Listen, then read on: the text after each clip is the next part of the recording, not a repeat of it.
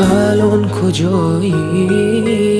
خیلی وقت نیستی و شدم هوایی. خاطراتت یادم همون روزایی که میرفتیم زیر بارونا دوتایی. الان کجایی که فقط میبینم تو خواب و رویا؟ دست نمیشه از تو بردارم خدایا. با تو شیرین بود تموم این غذایا. الان کجایی که دلم بدجور برات لک زده؟ تعریفی نیست روز و شبام بی تو چقدر حالم بده. اصلا مهم نیست واسه تو چی به سره